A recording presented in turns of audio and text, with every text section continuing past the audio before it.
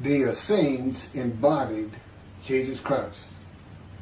The story of Jesus most likely began around 100 years before the story begins, with his birth at the beginning of the Common Era. The first written version of the story is the Gospel of Mark that dates from 70 Common Era, about 40 years after the story says Jesus died. This is also the time of the Jewish revolt against Rome and the defeat and expulsion of the Jewish people from the Promised Land. The knowledge of the Hebrew Bible in a time of illiteracy indicates that the Gospel of Mark was written by rabbis, or very learned men in Judaism. Men who decided they needed to write down this story that had been circulating by word of mouth and storytelling for as many as 170 years, beginning with the founder of the Judaism sect of the Essenes, the prolific writers of the Dead Sea Scrolls, to make money. Their temple, homes, and country were gone. And it was desperate times for the Jewish people. The name of the founder of the Essenes was with a capital T, the teacher of righteousness. That was his name, the teacher of righteousness. Meaning he was believed to be the man described in Isaiah 53 who makes the many righteous. The man Jesus claimed to be. According to the oral story that most likely began 100 years before the Common Era, BCE, with this man called the teacher of righteousness, who established a sect of Judaism known as the Essenes, this teacher of righteousness who fought with a wicked priest. All this information is in the Dead Sea Scrolls. Fought with a wicked priest. Did not like the way the temple was being run. Did not like all the sinning going on in Jerusalem, and did not live there, and despised riches and the material things of the world, just like Jesus, who also claimed to be the teacher of righteousness. The oral storytellers, who were diverse and from different backgrounds, ethnicity, and ability, captured the imagination of the crowds with their oral skills and would earn their livelihood from donation of money and goods in the age of antiquity. Few could read in a world where literacy was restricted to just a few, and this did not begin to change until the Middle Ages. While the earliest forms of written communication date back to about 3,500 to 3,000 BCE, literacy remained for centuries a very restricted ability closely associated with the exercise of power. Schools in ancient Israel, if any existed, served only the sons of the rich and the religious elite. Storytellers in general would be very learned men, captivating the imagination of the crowds at the gates and the meeting places of Jerusalem, with tales that people of a harsh and brutal time wanted to believe in.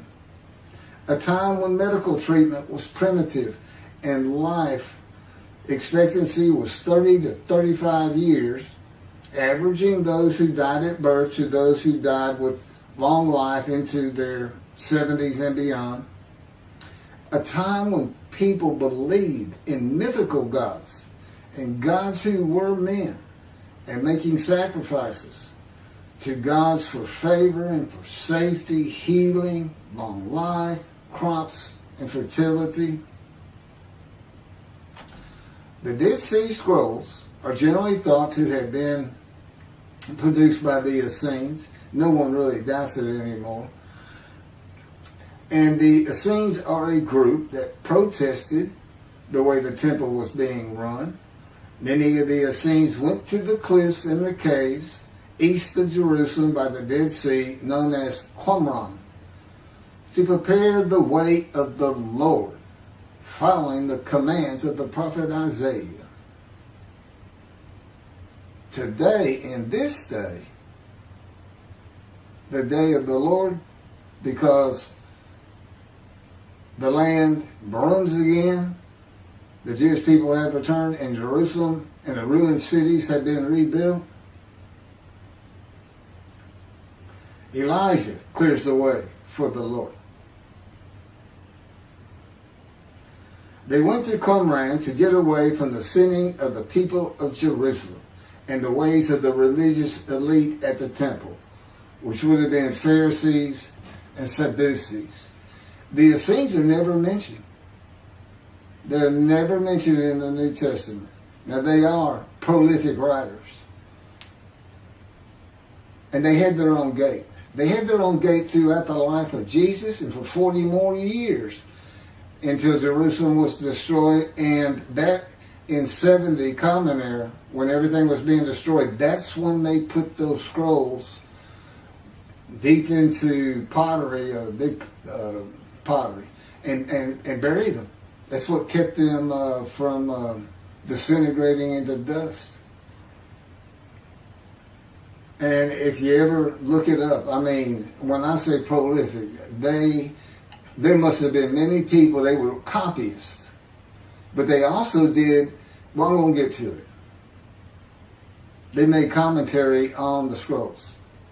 One of the first leaders of the Qumran community, again, was the teacher of righteousness, identified in the Damascus document and the Habakkuk Pesher. A Pesher is a type of commentary in Hebrew. In the Pesher literature, the teacher of righteousness is presented as a founding figure who directly clashed with an opponent called the wicked priest. Of course, we all know what Jesus went through with the religious elite, Sadducees, Pharisees, and the high priest. This was the wicked priest in his day, 100 years before the birth of Jesus. The man described in Isaiah 53 is often referred to the teacher because of verse 11, where God says, verse 11 of chapter 53 of Isaiah, where God says, "My righteous servant makes the many righteous." The teacher of righteousness and his followers left a library of information on his teachings, himself, and Scripture, and would seem to be the first of many men to claim or to be claimed by others that the man described in Isaiah 53. Jesus is not even the last. No, he's not. But, I mean, he's not even the last. The Hebrew noun pesher is found in the Hebrew of the Qumran scrolls in the sense of meaning, explanation, interpretation. It is similar to a midrash in the Talmud.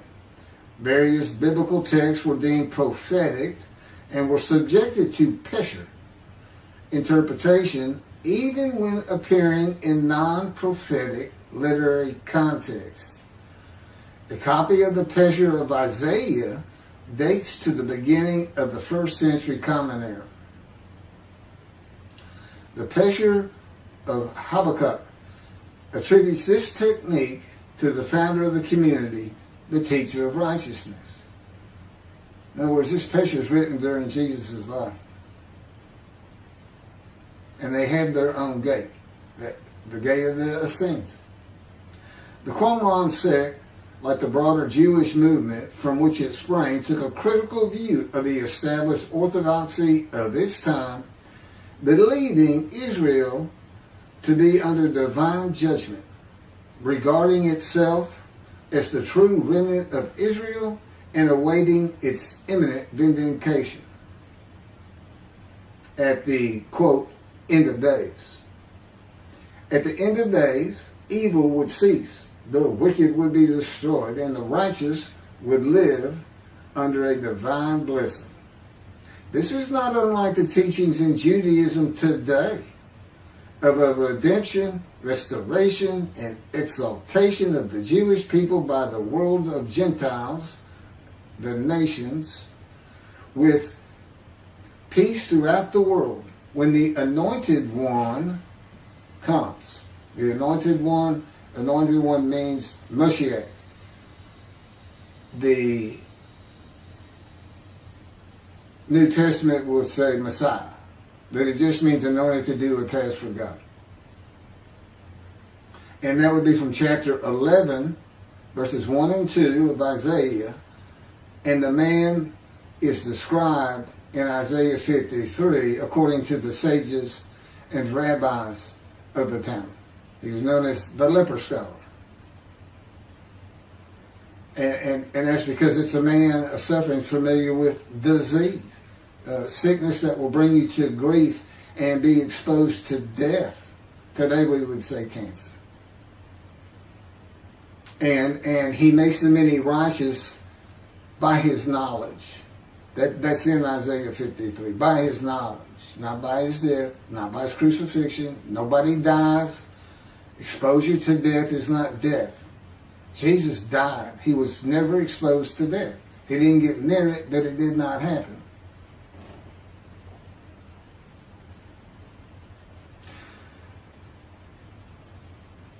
This time that the Essenes were waiting upon, that they thought was imminent, did not happen for them. And it is this teaching that Jews for Judaism uses in the analysis that Isaiah 53 describes the Jewish people as God's righteous servant, as one man, Israel. The persecution of the Essenes and their leader, the teacher of righteousness, probably elicited the sect's apocalyptic visions. These included the overthrow of the wicked priests. Jesus pointed an accusing finger at the high priest and told him, "You shall see me return." Oh, it sounds threatening to me. The wicked priests of Jerusalem and of the evil people, and in the dawn of the Messianic age, the recognition of their community as the true Israel. Josephus Flavius describes this sect, the Essenes. This is a man living at the time. People wrote back then, but you can't find anything written by Jesus or about Jesus until after the destruction of the temple. He describes this sect, the Essenes, as one of the main three philosophical sects among the Jews, with a very detailed description.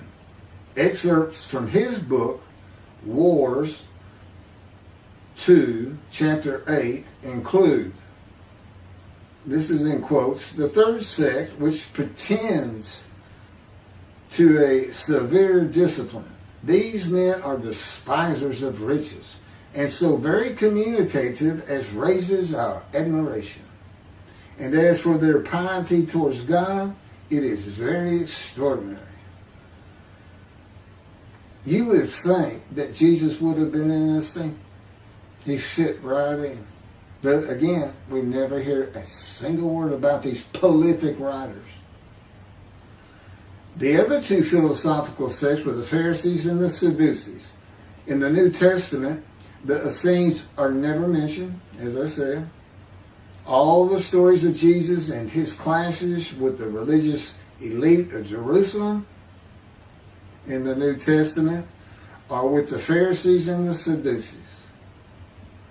According to this same Josephus, the name of the gate in the southern wall of Jerusalem at Mount Zion was called the Essenes Gate.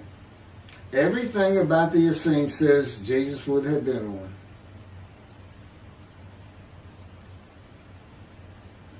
Peter and Paul, disciples later called apostles of Jesus, all said Jesus was the fulfillment of Isaiah 53 and the teacher of righteousness. All of Christianity does today. The Essenes, again, were writers and copyists and had their own gate in the southern wall of Jerusalem. Their founding leader claimed to be the righteous servant, so did Jesus. It is impossible to believe that the Essenes had not heard of Jesus. It is impossible to believe they would not have gone to Jesus to question him and verify the stories around him and his claim of being God's righteous servant and right about him. Because they believed that their founder was the Moshiach and that the end times were coming. Moshiach, anointed one, described in Isaiah 53. They're great followers of the things Isaiah had to say, and there's a picture written on it during the life of Jesus. It's impossible to believe it.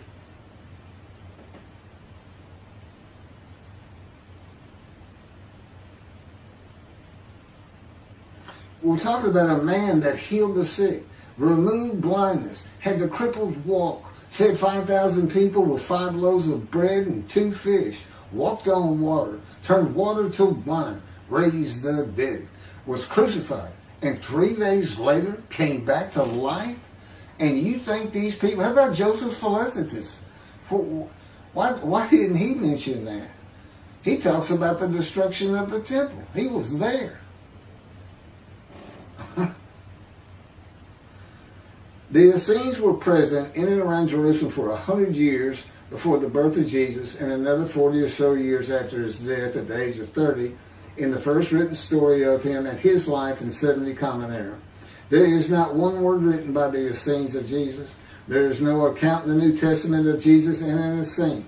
There are no writings or even a mention of him by a single person or group that was part of his generation while he was alive. There are no writings by Jesus. And prophets of God, men of God, servants of God had been writing for him throughout the biblical times until he stopped talking to his prophets. The Hebrew Bible ended. The last prophet he spoke to, Malachi. Malachi chapter 3, the last chapter of the prophets,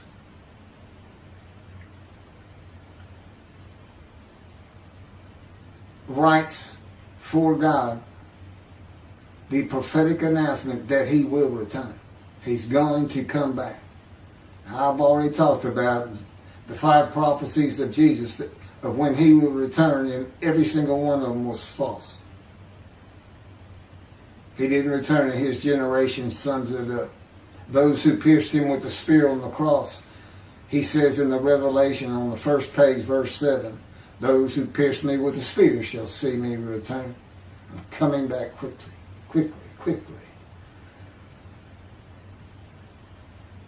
Nothing was written by his disciples.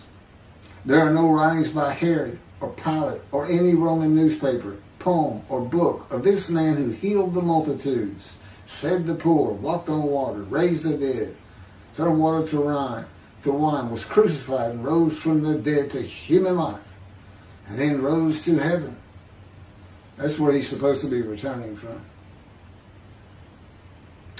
While there are 3 Gospels under the names of 3 disciples, they are all considered pseudepigrapha. In Greek, that means falsely attributed. Writings which were attributed to authors who did not actually write them. And they were all written long after the death of Jesus, these Gospels, full of quotes and teachings from Jesus himself. Quoted parables, long speeches, Sermon on the Mount, long sermons that could not be accurate if passed by word of mouth. There is only one answer. The Essenes themselves, these writers and the storytellers of the day, had put this story together.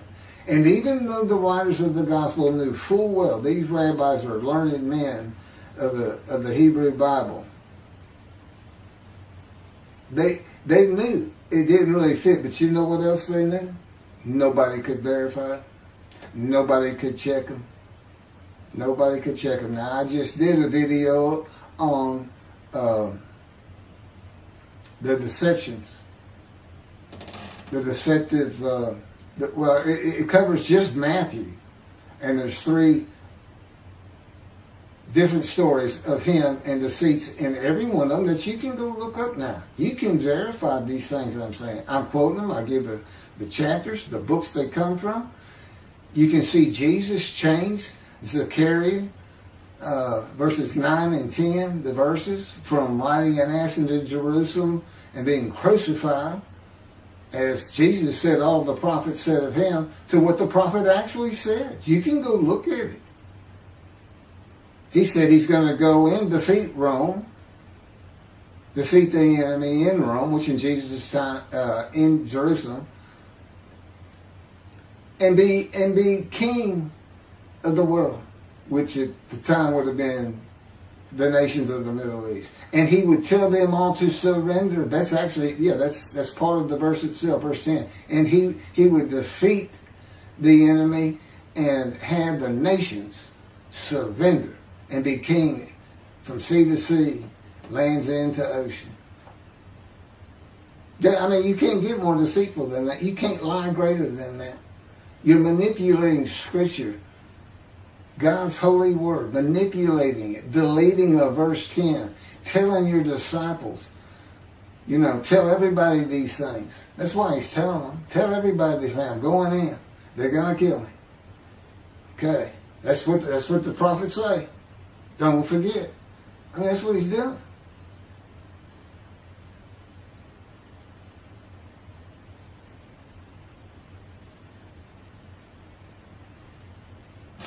Jesus is a myth. Go look at it. Go look at what a myth is. Believe me, it covers the New Testament. It covers Jesus Christ. Thank you.